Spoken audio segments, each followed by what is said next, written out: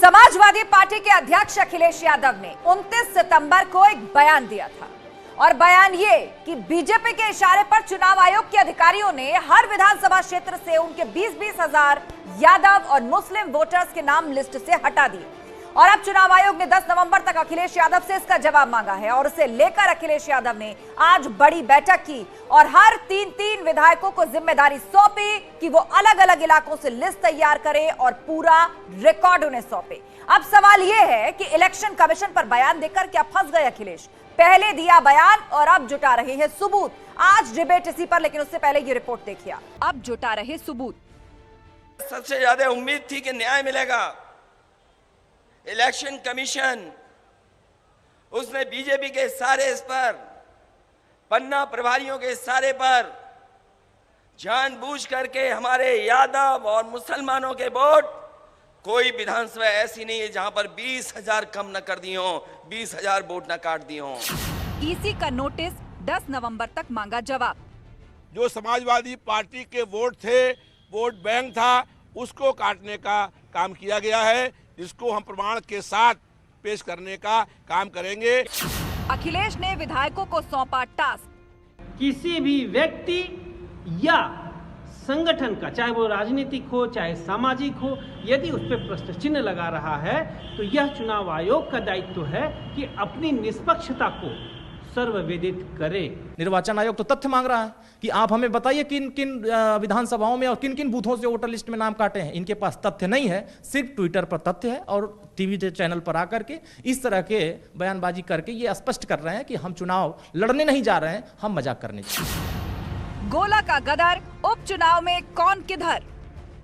जिस तरीके से प्रशासन का पूरी तरीके से गलत जो दुरुपयोग किया जा रहा है, जो इन्होंने दुरुपयोग किया है, उसका जवाब जनता आने वाली 3 तारीख को देगी। समाजवादी पार्टी फिर आधी अधूरी तैयारी के साथ उपचुनाव में गई है और जब परिणाम आएगा, जैसे रामपुर और आजमगढ़ में भाजपा चुनाव जीती थी, जब समाजवादी पार्टी पराजित होगी तो फिर निर्वाचन आयोग पर या ईवीएम पर दोष मढ़ने का काम करेगी।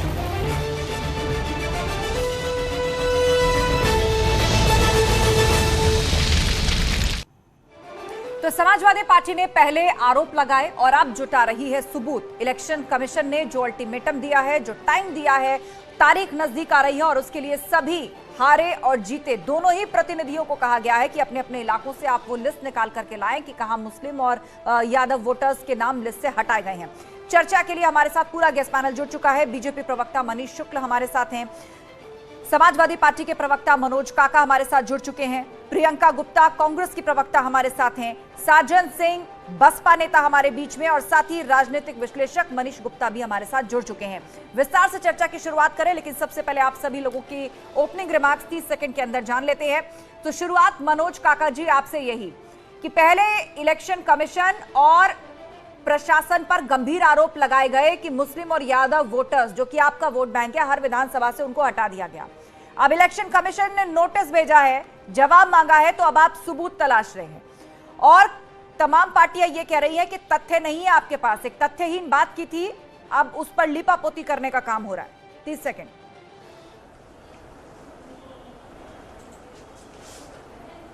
देखिए, आज तक पार्टियां क्या कह रही हैं और आप क्या कह रही हैं, इसका आकलन तब होगा कि जब समाजवादी पार्टी क्या तथ्य प्रस्तुत करती है। और तथ्य प्रस्तुत करने से पहले मैं आपसे ये आपके माध्यम से समूचे देश ये जानना चाह रहा है कि इस देश के इलेक्शन कमीशन के अनुच्छेद 329 के तहत, 324 से 29 के तहत इस देश के इलेक्शन कमीशन की जिम्मेदारी है कि देश के वयस्क नागरिकों की, जिनकी उम्र 18 साल हो, प्रति सभी व्यक्ति का कम से कम चुनाव में भागीदारी सुनिश्चित हो। लेकिन अपने जिम्मेदारियों के साथ खिलवाड़ करने का काम इस देश के निर्वाचन आयोग ने किया। और मैं समझता हूं कि आप तो जरूर देखेंगे, ये एनडीटीवी की रिपोर्ट है और आपको सुन लेना चाहिए और देख लेना। ठीक है मनोज जी, मैं लौटूंगी आपके पास। फिलहाल 30 सेकंड पूरे हुए, लेकिन आप कुछ दिखाना चाह रहे हैं, हम विस्तार से आपके पास आएंगे। आप इसको पॉज करके रखिए, हम दोबारा आएंगे। एक बार सबसे पहले रिएक्शन ले लेते हैं। कुल मिलाकर आप अब भी अपने स्टैंड पर कायम हैं। ठीक है, लौटेंगे आपके पास मनोज जी। मनीष शुक्ला जी हमारे बीच में है। मनीष शुक्ला जी, यहाँ पर अब भी सपा अपने स्टैंड पर कायम है और उसका कहना है कि इलेक्शन कमीशन ने अपना काम ठीक तरीके से नहीं किया, पक्षपातपूर्ण तरीके से किया और जानबूझकर मुस्लिम यादव वोटर्स जो हैं वो हटाए गए हर विधानसभा से। ताकि चुनाव जितवाया जा सके आपको? 30 सेकंड। देखिए, पहले आरोप लगाओ फिर भाग जाओ, हिट एंड रन पॉलिसी। लगता है अखिलेश यादव के रोल मॉडल अरविंद केजरीवाल हो चुके हैं।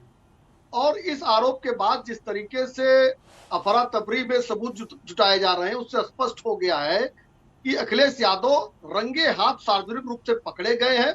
सपा के पास आने वाले दिनों में हार का ठीकरा फोड़ने के लिए चुनाव आयोग भी नहीं बचेगा।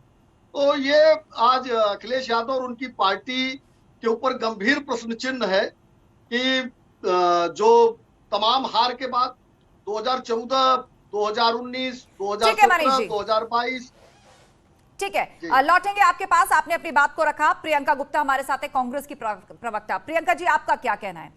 भाजपा लगातार कहती आ रही कि जब चुनाव जीत जाती है बीजेपी, उसके बाद विपक्ष के पास एक ही जवाब होता है, या तो सरकारी मशीनरी में कमी निकाल दो, बेईमानी का आरोप लगाओ, या फिर हार का ठीकरा ईवीएम पर फोड़ दो। समाजवादी पार्टी ने या अखिलेश यादव ने यह बयान दे दिया था कि जानबूझकर हर विधानसभा से 20-20 हजार वोटर्स गायब किए गए सपा के, और तब बीजेपी चुनाव जीती। और अब चुनाव आयोग ने उन पर इससे जवाब मांगा है। आस्था, इससे पहले ब्लॉक प्रमुख के चुनाव हुए थे, उसकी वीडियो जिस तरह से वायरल हुई थी, उससे साफ जाहिर है कि इस तरह भारतीय जनता पार्टी प्रभावित करती है अपनी सत्ता की पावर से और अपनी दम्भ से, और अपने जितने भी जो मनी पावर है, इस सब का इस्तेमाल करके चुनाव में जो है पूरी तरह से धांधलीबाजी करती चली आ रही है। लेकिन यहाँ पर बात अगर हम चुनाव आयोग की कर रहे हैं, तो चुनाव आयोग का काम है कि अगर उसके लिए कोई कंप्लेन आती है तो उसको कंप्लेन को सॉल्व किया जाए, क्योंकि चुनाव आयोग एक ऐसी स्वायत्त संस्था है और संवैधानिक संस्था है जिसका काम है कि निष्पक्ष चुनाव को इस देश में रखे, ताकि जो ये हमारी एक लोकतंत्र है वो बचे। ठीक है प्रियंका जी, फिलहाल ओपनिंग रिमार्क्स का वक्त पूरा, 30 सेकंड आपके पूरे हो गए। आगे हम विस्तार से आपकी बात को सुनेंगे, लेकिन रुख साजन सिंह का करते हैं, नेता बीएसपी, वो भी हमारे बीच में है। साजन जी, क्या आप भी आरोप लगाते हैं कि चुनाव में हार की वजह सरकारी मशीनरी का दुरुपयोग, ईवीएम, या इस तरह इलेक्शन कमीशन जैसी बड़ी और जिम्मेदार संस्था पर बेईमानी का आरोप है?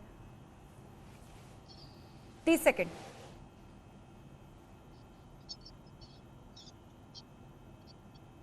भारतीय जनता पार्टी की जो चुनावी यात्रा है, चुनावी समर में जब कूदती है, जग जाहिर है क्या क्या हथकंडे अपनाती है। लेकिन जो सपा प्रमुख ने इल्जाम लगाए हैं चुनाव आयोग पे, तो घोर जातिवादी मानसिकता का परिचायक है। और ये इल्जाम जो लगाया चुनाव आयोग पे, चुनाव आयोग ने नोटिस दे करके कहा है, तो हमें कम से कम वेट तो जरूर करना चाहिए कि ये क्या सबूत प्रस्तुत करते हैं सपा प्रमुख जिस इल्जाम को लगाया उन्होंने। अगर नहीं कर सकते हैं तो कम से कम संस्थाओं पे एलिगेशन लगाना, संस्थाओं पे आरोप लगाना, इससे बचना चाहिए। हाँ, हालांकि मैं ये बात कहना चाहता हूँ आस्था जी, भारतीय जनता पार्टी की सरकार ने ये सर्वविदित 2014 के बाद से संस्थाओं का जिस तरह से मिसयूज किया है, ये कम से कम भारतीय लोकतंत्र की परंपरा के लिए ठीक नहीं है। लेकिन इल्जाम लगाने के पहले, संवैधानिक पदों पर इल्जाम लगाने के पहले सोचना जरूर चाहिए। ठीक है, तो आप कह रहे हैं कि समाजवादी पार्टी को एक बड़ी संवैधानिक संस्था पर इल्जाम लगाने से पहले सोचना चाहिए। रुक करते हैं मनीष गुप्ता का। मनीष गुप्ता जी, आपको लगता है कि अखिलेश यादव फंस गए हैं इस तरह की बयानबाजी करते हुए? हालांकि पहले पार्टी की तरफ से यह कहकर बचा जा रहा था कि हमने तो पार्टी के अंदर फोरम में यह बात रखी थी, हमने किसी पर आरोप नहीं लगाया था, लेकिन अब सबूत तलाशने पड़ रहे हैं। निश्चित तौर पर चुनाव आयोग जैसे स्वायत्त संस्थान पर अगर आपने आक्रमण कर दिया तो अब आपको झेलना तो होगा।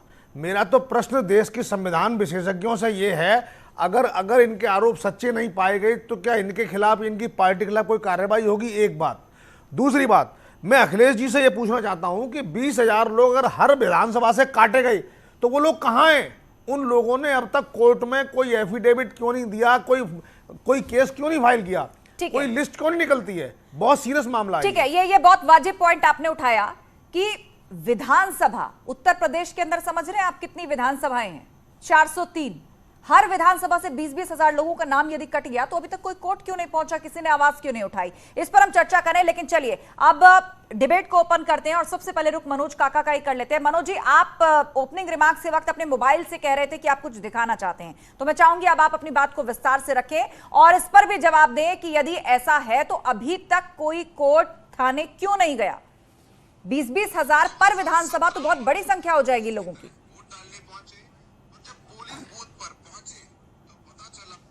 आस्था उत्तर प्रदेश में 1,74,351 बूथ हैं और जो हमने आरोप पार्टी ने लगाया है वो कोई ऐसे नहीं लगाया। मैं आपको एनडीटीवी की यह रिपोर्ट दिखा रहा था। नहीं, किसी और चैनल से हमें कोई मतलब नहीं है मनोज जी।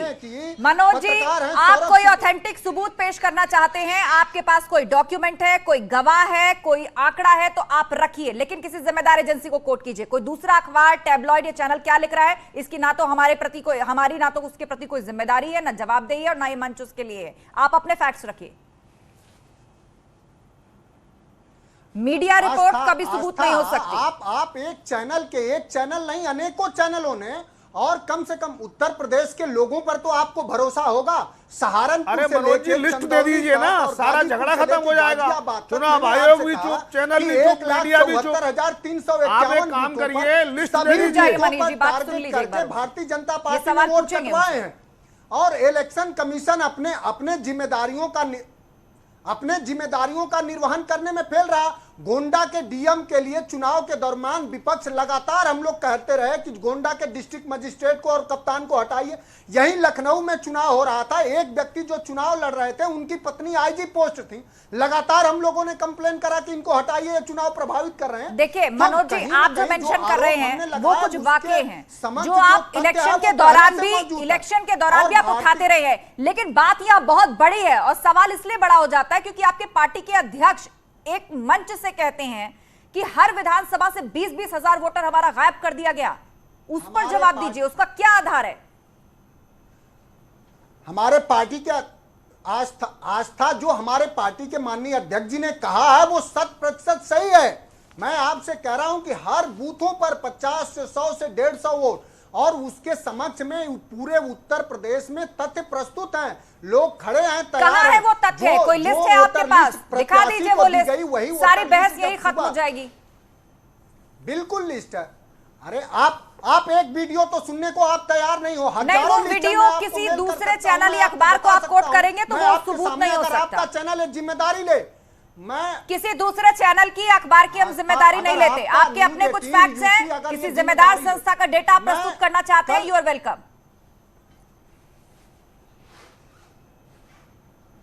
हम कह रहे हैं इलेक्शन कमीशन के डेटा की मैं बात कर रहा हूं, दूसरे को छोड़िए। इलेक्शन कमीशन ने जो निर्वाचन आयोग ने जो वोटर लिस्ट प्रत्याशी को दी, और वही वोटर लिस्ट जब बूथ पर आई सुबह तो उसमें कैंसिल के मुहर लगा दिए गए। ऐसे हजारों सबूत आपको प्रस्तुत किए जा सकते हैं। समाजवादी पार्टी कोई अनर्गल और तथ्यहीन आरोप कभी नहीं लगाती। अब ये भारतीय जनता पार्टी है, ये वो लोग हैं जो मोरबी के घटना को भी बता रहे हैं। ठीक है मनोज जी, आप अभी अपनी बात पर कायम हैं, और उनका ये कहना है कि हम तथ्यहीन बात नहीं कर रहे। आपने स्टैंड लिया हुआ है, सपा ने स्टैंड लिया हुआ है, और अभी आप अपनी बात पर कायम है कि जानबूझकर सपा के 20-20 हजार वोटर्स जो है हर विधानसभा से गायब कर दिए गए, वोटर लिस्ट में उनका नाम नहीं था। मनीष शुक्ला जी, आप पूरी बात यहां पर सुन रहे हैं, और यहां पर मनोज जी बार बार एम्फसाइज करके एक ही बात को कह रहे हैं कि हमारे पास पूरे तथ्य हैं, और उसके लिए जिम्मेदार भाजपा के पन्ना प्रमुख हैं, जिनकी साजिश के चलते वहां का लोकल वोटर जो कि मुस्लिम या यादव कम्युनिटी से था, सपा का कोर वोट बैंक होता था या हो सकता था, उसको आप लोगों ने, आपके पन्ना प्रमुखों ने हटवा दिया। देखिए आस्था जी, इस पूरे प्रकरण से एक बात स्पष्ट होती है कि अखिलेश यादव और पूरी समाजवादी पार्टी बिना तथ्य के आरोप लगाती है और भाग खड़ी होती है। इनका आरोप केवल ये नहीं कि 20-20 हजार वोट हटा दिए गए, इनका आरोप है यादव और मुस्लिम 20 हजार वोट हटा दिए गए। स्पेसिफिक जाति और धर्म जो इनका शुरू से जो राजनीति का आधार रहा है, उसके आधार पर ही ये बात करते हैं। तो अब जब इनके पास सारे तथ्य हैं तो जिला अध्यक्षों और विधायकों से लिस्ट कौन सी मांग रहे हैं? देखिए, इनकी कलई खुल गई है। जब ये चुनाव आयोग में जाएंगे, अपनी लिस्ट प्रस्तुत करेंगे, तो उससे स्पष्ट हो जाएगा कि पूर्व में किस तरीके से इस तरह के आरोपों के आधार पर अखिलेश यादव राजनीति करते आए थे। आपको ध्यान होगा कि जब कोरोना जैसी वैश्विक महामारी थी तो वैक्सीन को लेकर भी अनाप शनाप अखिलेश यादव बोल रहे थे, और बाद में उन्होंने कहा भाजपा की वैक्सीन है। और उनके समर्थन में जैसे मनोज काका इस पे कूद पड़े हैं, वैसे ही इनके एक एमएलसी कूद पड़े। उन्होंने ये पता डाला भाई मनोज जी ऐसे नहीं, मैं बीच में नहीं बोलता हूं। चंदौली में गोली देखो भाई पकड़े गए हो, रेड हैंडेड पकड़े गए हो, बीच में मत बोलो। अयोध्या में क्या हुआ आस्था जी को चुप करा दीजिए, इस तरह से नहीं। मनोज जी शांत हो जाइए, मनोज जी शांत हो जाइए, जवाब ले लीजिए। आपकी बात को भी बाकी पैनलिस्ट ने बहुत शांत और धैर्य के साथ सुना। एक बार जवाब ले लीजिए मनीष जी। मनीष जी शांत हो जाए, माफ कीजिए मनोज जी शांत हो जाए, मैं दोबारा लौटूंगी आपके पास। मनीष जी 10 सेकंड बात सुन नहीं सकते, ये सुन नहीं सकते, इसलिए नहीं सुन सकते। नहीं, इतने शांत हो बड़े गए, चैनल बोलिए। पर रंगे हाथ पकड़े गए अखिलेश यादव की कलाई खुल रही है। ये बताए ना कि इनके पास क्या कहां से डाटा है कि 20,000 यादव और मुसलमान ही काटे गए हैं। और अब ये जो इन्होंने भी कोड किया चुनाव की नियमावली को, तो उसमें कहा कि चुनाव आयोग का ये दायित्व है कि सब 18 साल के ऊपर के लोग को मतदाता बनाए। तो 18 साल के सभी मतदाताओं को चुनाव वोटर लिस्ट में स्थान मिले कि केवल और यादव और मुसलमानों को मिले। इतनी घोर जातिवाद और धार्मिक ध्रुवीकरण करने वाली पार्टी आज आरोप लगाते समय भी जात और धर्म से ऊपर उठ नहीं पाई। ठीक है मनीष जी, ठीक है मनीष जी, आपने जाति धर्म का नाम लिया, इसी से जुड़ा सवाल मनोज जी से मेरा ये है। ठीक है मनीष जी, बात आ गई आपकी। मनोज जी, जाति धर्म की यहाँ पर बात चली है और साफ तौर पर कहा गया कि मुस्लिम और यादव 20-20 हजार वोटर काटे गए। हाल ही में गोला गोकर्णनाथ सीट पर भी जो उपचुनाव होने जा रहा है, उसको लेकर भी अखिलेश यादव ने यह कहा है कि यहां से जितने यादव पुलिसकर्मी हैं उन सबको ट्रांसफर कर दिया गया है या उन सबको छुट्टी पर भेज दिया गया है, क्योंकि वहां पर उपचुनाव जीतना चाहती है बीजेपी। भयंकर भ्रष्टाचार है, नौजवानों। मनोज जी, आपने मेरा सवाल सुना, ठीक है, भ्रष्टाचार, रामराज, बेरोजगारी, आपने मेरा सवाल सुना। मैंने कहा कि आपने एक तरफ तो कहा कि 20-20 हजार वोटर्स हमारे हटा दिए यादव मुस्लिम, और गोला गोकर्णनाथ सीट पर भी जो उपचुनाव हो रहा है उसको लेकर भी अखिलेश यादव कह रहे हैं कि यादव पुलिसकर्मियों का ट्रांसफर कर दिया गया है, उन्हें छुट्टी पर भेज दिया गया। आस्था निश्चित रूप से जो अखिलेश आस्था, जब आप निष्पक्षता के आधार पर जब आप आकलन करेंगी तो आप भी कहेंगी कि सही हुआ। जो अखिलेश यादव जी इस देश में सवाल और उत्तर प्रदेश में सवाल खड़े कर रहे हैं वो आम जनमानस से जुड़ा हुआ सवाल है। आप भारतीय जनता पार्टी से पूछिए कि इससे पहले कब किसी प्रत्याशी को गुंडा एक्ट की नोटिस दी जाती है, और भारतीय जनता पार्टी के 40-40 मिनिस्टर गोला गोकर्ण विधानसभा पर बत्ती अपने पूरा लाव लश्कर के साथ चल रहे हैं, तब इलेक्शन कमीशन के लाज का वायलेशन हो रहा है कि नहीं हो रहा? मनोज जी, इसीलिए सब लोग अखिलेश यादव को भी ढूंढ रहे हैं, वो कह रहे हैं उन्होंने क्यों गोला गोकर्णनाथ सीट पर आकर प्रचार नहीं किया। अखिलेश यादव गोला गोकर्णनाथ सीट पर प्रचार के लिए नहीं पहुंचे। बीजेपी की तरफ से तो मुख्यमंत्री योगी आदित्यनाथ वहां पर जनसभा करते हैं और आप खुद बता रहे हैं कि यहाँ पर तमाम मंत्रियों की लाइन लगी है। ये आप निर्धारित करेंगे? मैं निर्धारित नहीं कर रही हूँ, मैं सवाल उठा रही हूँ, मैं सवाल पूछ रही हूँ आपसे। जो रामपुर और आजमगढ़ में हुआ वहां पर भी लोकल लीडरशिप पर चुनाव छोड़ दिया गया, तो जानकार ये कह रहे हैं कि क्या यहाँ पर हार का एहसास हो चला है, इसीलिए अपने हाल पर छोड़ दिया गया सीट को। प्रदेश अध्यक्ष माननीय नरेश उत्तम पटेल जी, कई मिनिस्टर, कई पूर्व मंत्री, कई विधायक वहां लगे हुए हैं। समाजवादी पार्टी के वहां जो टॉप लीडरशिप है वहां है। ठीक है, वो आप इस पर सवाल खड़ा करिए कि चुनाव कैसे निष्पक्ष होगा। ठीक है, मतलब आप चाहते हैं ये ना पूछे कि अखिलेश यादव प्रचार के लिए वहां क्यों गए, क्यों नहीं गए। समाजवादी पार्टी का काम है, समाजवादी पार्टी कर रही है। ठीक है, ठीक है, आप उस पर जवाब नहीं देंगे, आप उस पर जवाब नहीं देंगे।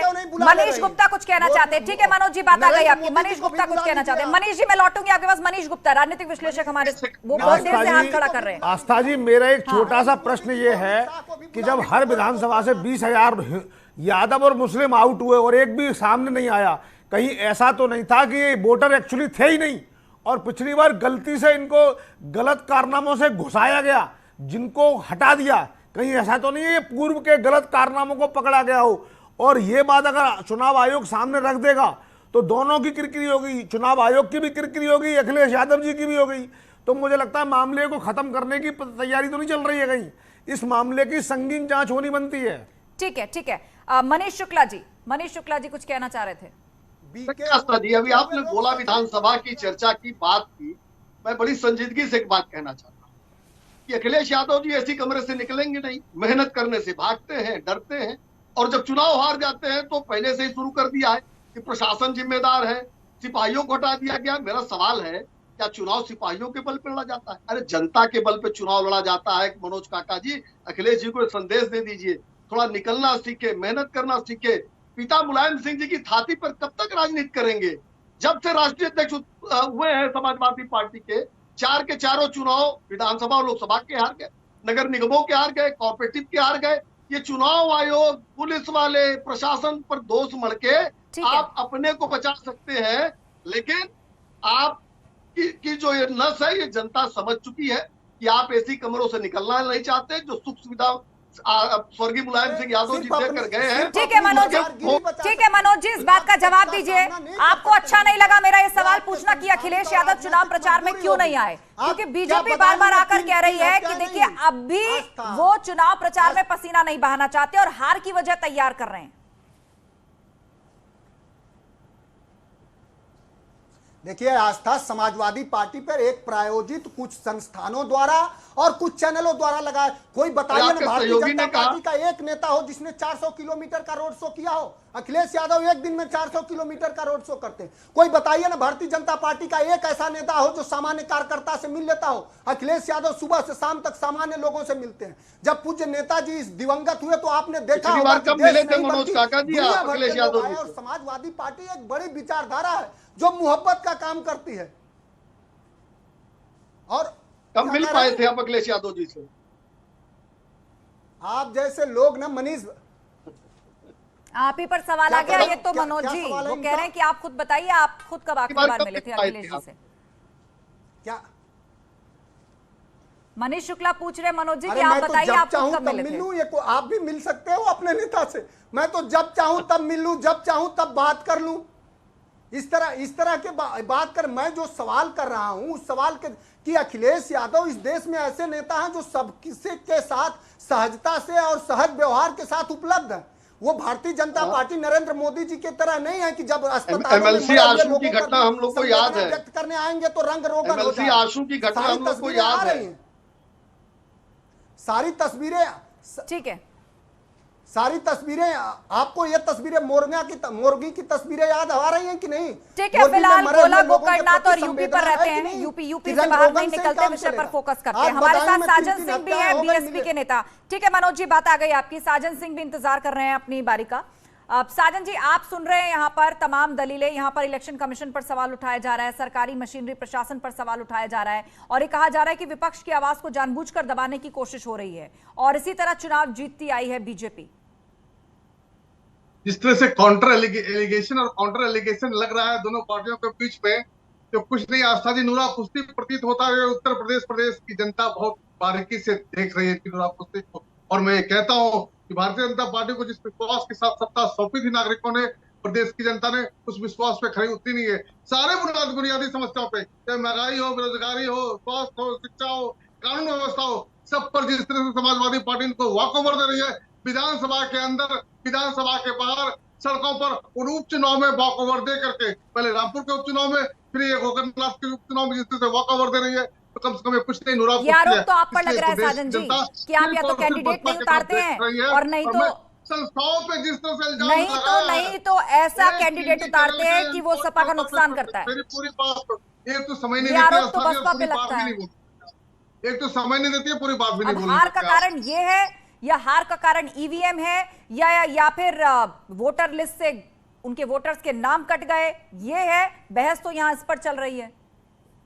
बहस इस पे चल रही है तो ये श्रीमान अखिलेश यादव जी को साबित करना है। चुनाव आयोग में 324, 329 के आर्टिकल की बात कर रहे थे हमारे प्रवक्ता जी समाजवादी पार्टी के। कम से कम ये तो होना चाहिए ना कि इलेक्शन कमीशन पर इल्जाम लगा है तो इलेक्शन कमीशन ने नोटिस देकर के साबित करने के लिए कहा हुआ है अखिलेश यादव जी को। जिस तरह से दो सिर्फ जाति और संप्रदाय की बात कर रहे हैं अखिलेश यादव जी, ये कुछ नहीं, उसी जातिवादी मानसिकता का प्रतीक है जिस पर समाजवादी की राजनीति चलती आ रही है और ये राजनीति फेल हो चुकी है।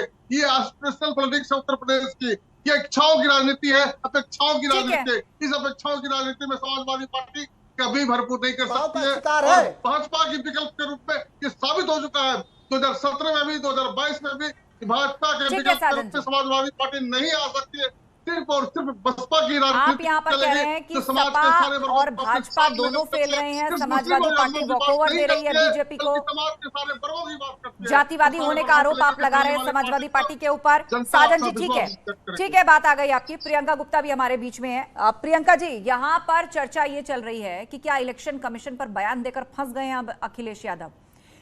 अखिलेश यादव फिलहाल तो यहाँ पर चूंकि बयान उनका है इसलिए उनकी चर्चा हो रही है, लेकिन कई विपक्षी पार्टियों के नेता या विपक्षी पार्टियां इस तरह के बयान देती हैं हार के बाद कि या तो ईवीएम खराब थी या कोई साजिश हुई, प्रशासनिक साठगांठ हुई, हमारा वोटर्स या उससे जुड़े हुए जो प्रशासनिक अधिकारी हैं उनका ट्रांसफर कर दिया गया, हमारे वोटर्स का नाम लिस्ट से हटा दिया गया। तो आपको लग रहा है कि अब किरकिरी यहाँ बेशक सपा की हो रही है, चर्चा बेशक सपा की हो रही है, लेकिन इसके पीछे एक मैसेज बाकी विपक्षी पार्टियों के लिए भी है कि आइंदा से बयान दें तो जिम्मेदारी से सोच समझ के दें, वरना इलेक्शन कमीशन नोटिस किसी को जारी कर सकता है। आस्था बिल्कुल सही कर रही है कि अगर किसी विपक्ष को कोई ऑब्जेक्शन है और वो इलेक्शन कमीशन से पूछता है तो उसके पास प्रूफ होने चाहिए, बट इलेक्शन कमीशन की भी रिस्पॉन्सिबिलिटी है कि वो अपने काम को सुचारू रूप से करे। पर यहाँ सत्ता पक्ष को इतना दर्द क्यों हो रहा है, वो क्यों इलेक्शन कमीशन को डिपेंड कर रही है? अगर कोई सवाल पूछा गया है तो उसका जवाब दिया जाएगा, और अगर जवाब नहीं दे पा रहे हैं या वो जो प्रूफ है वो नहीं दे पा रहे हैं, इसमें सत्ता पक्ष इतना तिलबिलाई क्यों है, वो क्यों डिफेंड कर रही है? मुझे ये नहीं समझ में आ रहा, क्योंकि ये इल्जाम सीधे सीधे इलेक्शन कमीशन पर लगा है। इलेक्शन कमीशन उस चीज को फाइंड आउट करेगी क्या रीजन रहा। ये किसी एक विपक्ष की बात नहीं है। मैं कहती हूँ कि अगर किसी को भी कोई ऑब्जेक्शन होता है तो ये इलेक्शन कमीशन का उत्तरदायित्व है कि वो उसकी सफाई पेश करे। और मैं समझती हूँ अगर दूसरे स्टेट्स में देखा जाए तो मरने पे भी राजनीति कर दी जाती थी पहले। अगर 2016 की मैं बात करूं, राजनीति में भारतीय जनता पार्टी ने एक फ्लाईओवर गिरने पर ये कहा कि एक्ट ऑफ गॉड नहीं, एक्ट ऑफ फ्रॉड। पर आज जब फ्लाईओवर गिरता है तो वो क्या होता है, तब भी कांग्रेस पार्टी है वो मरने पर राजनीति नहीं करती, उसकी संवेदनाएं हैं, वो देश को जोड़ने का काम करती है। आपने कुछ और मुद्दों पर भी अपनी राय रखी है, अपनी पार्टी का स्टैंड रखा है, लेकिन मुझे लगता है कि जो मूल विषय है उससे हम ना भटकें, और चूंकि वो बहुत महत्वपूर्ण बात है। एक मुख्य विपक्षी दल द्वारा दिया गया बयान, वो भी इलेक्शन कमीशन को लेकर, और दूसरी तरफ सत्तारूढ़ पार्टी बीजेपी जिसके अपने कई बड़े दावे हैं। रुक करते हैं मनीष शुक्ला जी का। मनीष जी, यहाँ पर ये सवाल उठाया जा रहा है और प्रियंका गुप्ता कह रही हैं कि हाँ ये बड़ी अच्छी बात है कि विपक्षी पार्टियों तक या जो लोग गैर जिम्मेदाराना बयान देते हैं उन तक ये मैसेज जाए इलेक्शन कमीशन के नोटिस के बाद, लेकिन आप लोग क्यों डिफेंड कर रहे हैं ईसी को? ईसी को अपना काम करने दीजिए, उसने नोटिस भेजा है, वो जवाब लेगा, क्या तथ्य पेश किए जाते हैं, आप लोग क्यों ईसी को डिफेंड कर रहे हो? वो तो एक स्वतंत्र संवैधानिक संस्था है। लेकिन चुनाव के हार का ठीकरा और जो जिस तरीके से केवल यादव और मुसलमान 20,000 कट गए, ये तथ्य कहां से आया ये जानना तो पूरी प्रदेश की जनता चाहती है, हम भी चाहते हैं, और इसका जवाब तो देंगे। तो निश्चित रूप से ये राजनीतिक आरोप था, और राजनीतिक आरोप जब लगते हैं कहीं तो जो भी राजनीतिक दल वहां जिसकी रेलेवेंसी होती है, अब कांग्रेस के ऊपर फर्क इसलिए नहीं पड़ता कि उत्तर प्रदेश में उनकी रेलेवेंसी नहीं बची है, तो वो तो निरपेक्ष होकर देख सकते हैं। लेकिन हम देखेंगे, दूसरी बात हम कहना चाहते हैं, लग गया तो क्या भारतीय जनता पार्टी मनोज जी को कहिए शांत है, लेकिन दूसरी बात हम कहते हैं कि अभी मैं आ रही हूँ आपके पास, एक बार मनीष जी बात पूरी कर लें। मैं आपसे जानना चाह रहा हूँ कि आरोप जो घटना का जिक्र प्रियंका जी ने किया है, और अगर मोरबी की घटना का, तो क्या निश्चित रूप से दुखद घटना है, पूरा देश मर्माहत है, पूरी गुजरात सरकार वहां खड़ी है। लेकिन प्रियंका जी को याद दिला दें 1984 में जब 3500 सिख मारे गए थे तो राजीव गांधी जी ने क्या कहा था कि बड़ा पेड़ गिरता है, इस तरह की घटनाएं होती हैं। और भोपाल में गैस का रिसाव हुआ था, बोलिए आप लोग, उस गैस में आरोपित था, उसको देश के बाहर भेजने का प्रबंध। देखिए, आपसे बात मत उलझिए, स्पष्ट सवाल पूछा गया है, अपना जवाब रखिए आप लोग। की बातें नहीं करनी चाहिए प्रियंका जी, और उस ठेकेदार का दुखद घटनाओं पे राजनीति मत करिए प्रियंका जी। मनीष जी और प्रियंका जी, आप दोनों की बात आ गई, आप दोनों की बात आ गई। मनोज काका जी, मैं आऊंगी आपके पास, लेकिन उससे पहले मनीष गुप्ता कुछ सवाल पूछना चाहते हैं। मनीष जी 20 सेकंड। आस्था जी, मेरा प्रश्न सिर्फ ये है, जो भी राजनीतिक दल, चाहे वो किसी भी पार्टी, कोई भी पार्टी हो, अगर वो किसी भी संवैधानिक संस्था पर, न्यायालय पर इस तरह के आरोप लगाएंगे और अगर वो आरोप सत्य साबित नहीं हो पाते हैं, झूठे होते हैं, तो क्या राजनीतिक दलों पर, ऐसे दलों पर कार्रवाई नहीं करनी चाहिए? अन्यथा ऐसे लोग जनता में भ्रम पैदा कर देंगे, देश के संवैधानिक ढांचे को तार तार कर देंगे। मैं समझता हूं चुनाव आयोग को इस मुद्दे को न्यायालय में ले जाना चाहिए और कड़ी कार्रवाई करनी चाहिए। और देखना होगा कि सपा क्या सबूत या तथ्य पेश करती है, उसके बाद ये कॉल ईसी ले सकती है। अब हमारे साथ मनोज काका जी भी है। मनोज जी, डिबेट चूंकि अंतिम पड़ाव में है और घूम फिरकर हर पार्टी, हर विश्लेषक की तरफ से यही सवाल आ रहा है कि क्या इस तरह का बयान देकर आप लोगों ने अपनी किरकिरी करवाई है, अब सबूत ढूंढने पड़ रहे हैं। हर जनप्रतिनिधि चाहे वो हारा है या जीता है, उससे आप लोग लिस्ट मंगवा रहे हैं। बेहतर नहीं होता ये तैयारी आपके पास पहले होती, आप कागज दिखाते और फिर ये बड़ा खुलासा करते? आस्था इस तरह की कोई जो बयान हम लोग दिए हैं उसके बरक्स हमारे पास तथ्य हैं और सबूत हैं, लेकिन भारतीय जनता पार्टी इतना बेचैन क्या हुआ? भारतीय जनता पार्टी क्या ये जिम्मेदारी लेगी कि वो अगर सबूत साबित हो जाएंगे तो Bharatiya Janata party election commission से आपके माध्यम से अपील होगी कि चुनाव निरस्त कर दिए जाएं? उस जो आरोप हम लोगों ने लगाए हैं उसके बरक्स हमारे पास सबूत हैं। तो क्या भारतीय जनता पार्टी इस पर राजी होगी कि जो 2022 में उत्तर प्रदेश में चुनाव हुए हैं वो चुनाव निरस्त कर दिए जाएं? भारतीय जनता पार्टी एक जगह नहीं अनेक जगह बेईमानी कर रही है। अच्छा ठीक है, कुल मिलाकर आपका ये कहना है कि आपके पास पूरे सबूत हैं, वो आप इसी के सामने रखेंगे और उसके बाद यदि ये सवाल आ गया, मनीष जी मैं चाहूंगी जाते जाते चूंकि डिबेट क्लोज करनी है, आप इस पर जवाब दे ही दीजिए कि अगर वो सबूत इन्होंने सामने रख दिए तो क्या चुनाव निरस्त कराने की मांग होगी? तो फिर आप लोग कहां के रह जाएंगे? दोबारा चुनाव कराएंगे सभी सीटों पर? आस्था जी, जब बुआ जी को मूछें निकलेंगी तब तो फूफा कहेंगे। ये इनके रोल मॉडल अखिलेश यादव, अरविंद केजरीवाल हो गए हैं और पूरा देश जानता है, इन दोनों राजनेताओं का चरित्र जान चुका है। चलिए ठीक है, बहुत बहुत शुक्रिया आप सभी लोगों का इस चर्चा में शामिल होने के लिए। तो बड़ा सवाल यही है कि एक तरफ जब उत्तर प्रदेश चुनाव के नतीजे आए, हार को लेकर मंथन चला और उसके बाद अखिलेश यादव ने बयान दिया कि हारे हम इसलिए चूंकि बेईमानी हुई, हर विधानसभा सीट से हमारे मुस्लिम यादव वोटर्स 20-20 हजार की संख्या में काट दिए गए। उसके बाद ईसी ने इस पर एक्शन लिया, इस बयान का संज्ञान लिया और नोटिस भेजा और सपा को कहा कि अब आप इसके सबूत पेश कीजिए। तो अब समाजवादी पार्टी ने, अखिलेश यादव ने हर जनप्रतिनिधि चाहे वो हारा है या जीता है, उसको खास तौर पर यह कहा है कि अब वो लिस्ट लेकर के आए, वो लिस्ट पार्टी तक पहुंचाएं कि आखिर किसका नाम वोटर लिस्ट से गायब है।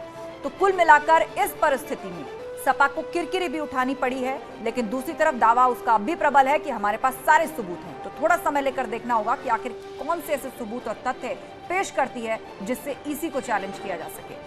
महाबैस में फिलहाल इतना ही, आगे आपको दिखाते हैं 15 सेकंड में दिन की हर बड़ी खबर।